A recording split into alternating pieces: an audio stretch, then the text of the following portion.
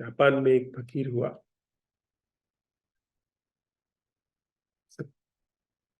चारों तरफ उसकी ख्याति थी कि वो ध्यान को उपलब्ध है, सत्य को उपलब्ध है।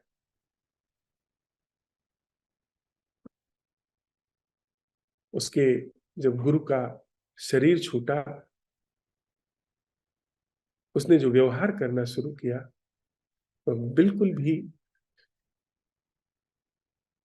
सोच के बाहर था लोगों के। वह जार जार रोने लगा। अक्सर ऐसा होता है कि जीवन बड़े ढंग से लीलाएं करता है।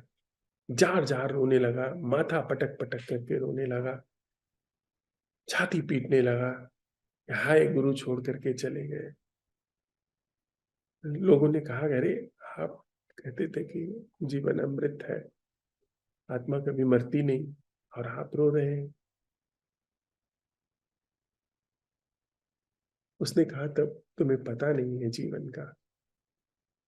यह जो सुंदर देह थी, ये जो सुंदर उपस्थिति थी, ये इतना प्यारा जो मन था, ये कहाँ इंसान को सुलभ होगा। वह जो रिलेटिव सेंस में, सापेक्ष संदर्भ में वह बिल्कुल उपस्थित है, और बुद्ध पुरुष ही रो सकता है, उसका ही रोना सच्चा है। वह जो बुद्ध पुरुष, इन कोट्स, मैं किसी बुद्ध पुरुष जैसी संज्ञा को महत्व नहीं दे रहा हूं,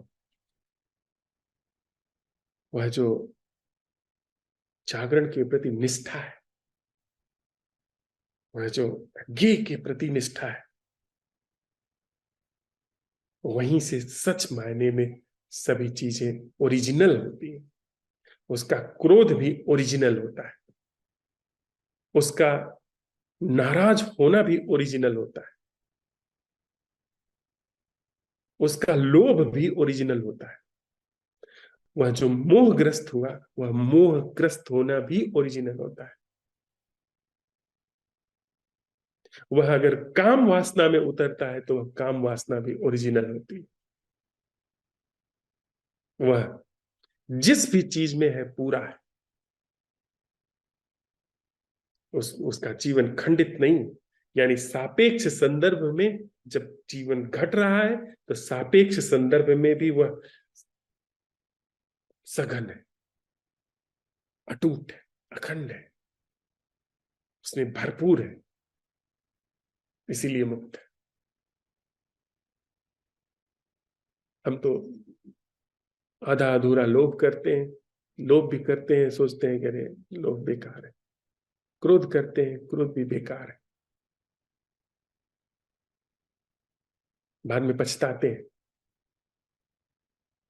मोह करते हैं, बाद में पछताते हैं। सब आधा अधूरा, अधकचरा, और उसके लिए कोई गुण और दुर्गुण नहीं, जो सिर्फ चाह रहा है। उसके लिए सब चीजें सहज रूप से काम करती है।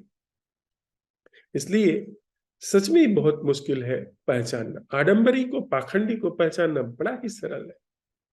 जो व्यक्ति झंडा बरदारी कर रहा है, उसको पहचानना बड़ा ही सरल है। झंडा उठाए हुए है कि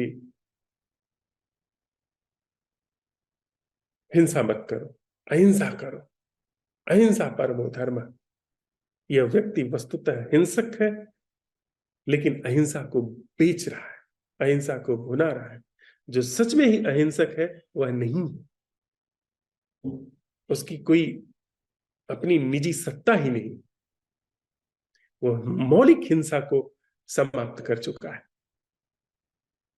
तो बड़ी मजे की घटना जो घटी है इस आत्म जगत के जाने वाले, आत्म जगत में गहरे में उतरने वाले लोगों के संदर्भ में, उसमें बड़ी अद्भुत बातें घटी, जहां राजपुत्र भी ध्यान को उपलब्ध हुए हैं, वहां पर गणिकाएं भी ध्यान को उपलब्ध हुई हैं।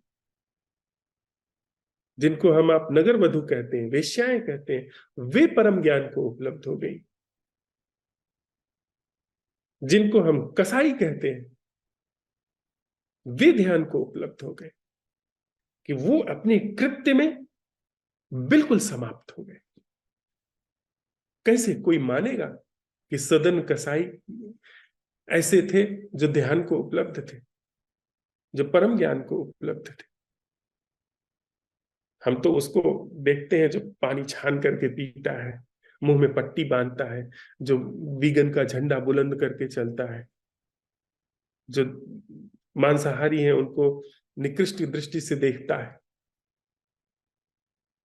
जो तथाकथित रूप से ब्रह्मचर्य का, सेक्स कंट्रोल का काम करता है,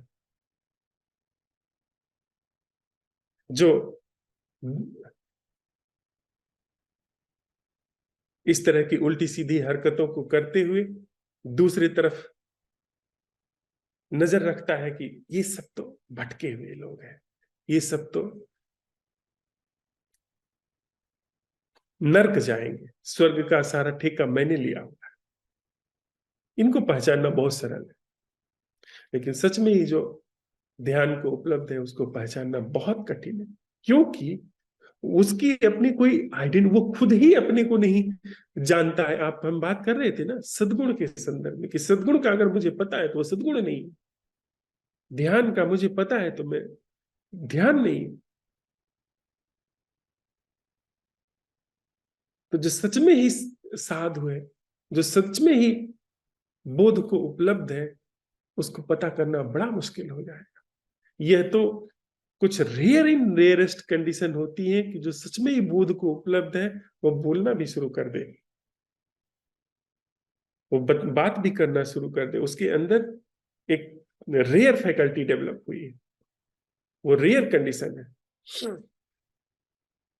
कहते हैं कि एक ऐसे ही काव्यात्मक तरीके की बात है कि कोई करोड़ों में एक आध व्यक्ति है जो इस तथ्य को, इस निष्ठा को पहचान लेता है, जो बहुत सरल सी है। हम आप अभी बात कर रहे हैं ना, अज्ञेय की प्रति निष्ठा को अपने हृदय में अडोल कर जाता है, कोई करोड़ों में एक होता है, और उन में से हजारों लाखों में से कोई एक होता है जो इसको अभिव्यक्त कर पाता है। अगर हजारों लाख लोग हैं जो कि इसको समझ पाते हैं, उसमें कोई एक है जो इसे अभिव्यक्त कर पाता है। उसकी डिजाइनिंग ही प्रकृति अलग तरीके से करती है, पर वो सब हमारा विषय नहीं है, वो अलग बातें हैं, उसकी तरफ हमें जाना भी नहीं है, वो हमारा विषय नहीं है। हमारा विषय यह है कि सापेक्ष संदर्भ में जो चीज अपने से, मैं ये नहीं कहता हूं कि आप लोभी रह जाएंगे, आप कामी रह जाएंगे, क्रोधी रह जाएंगे, पर यह बात ही बचकानी हो गई। अगर मुझे इस बात का ख्याल आता है कि मैं अब क्रोधी नहीं हूं, तो इसका मतलब है क्रोध कहीं भीतर जेब में छिपा बैठा है। मैं अगर इस बात का मुझे ख्याल आता है कि मैं लोभी अब नहीं हूं, मैं तो अब दानी हूं, इसका मतलब है कि वह लोभ का जो ढंग है वो और ज्यादा विकृत हो गया, कि मुझे अपने दानी होने का पता चलता है। लोभ नहीं है तो जीवन का स्वभाव है दान। यहां पर कोई भी चीज एक जगह जम करके नहीं रहती है। मैं नहीं है तो कुछ भी जमेगा नहीं, फिर तो हाथ खुल ही जाएंगे। मैं की भूमिका है जो आपको, हमको एकदम से सिकोड़ देती है, एकदम से संकुचित कर देती है। कंजूस व्यक्तियों को अक्सर कब्ज हो जाती है। कंजूस व्यक्ति अक्सर धीरे धीरे सिकुड़ने लगते हैं, हमेशा भयभीत रहते हैं। वह सब ऐसे ही होता है। हाँ, सापेक्ष संदर्भ में सारी चीजें अपने से फिर लीला हो गई, खेल सा हो गया। वो है तो है, नहीं है तो नहीं है, क्या होगा अनप्रेडिक्टेबल है। पर एक बात सच है कि निरपेक्ष में दृष्टि पुख्ता है, जो सत्य है निरपेक्ष है।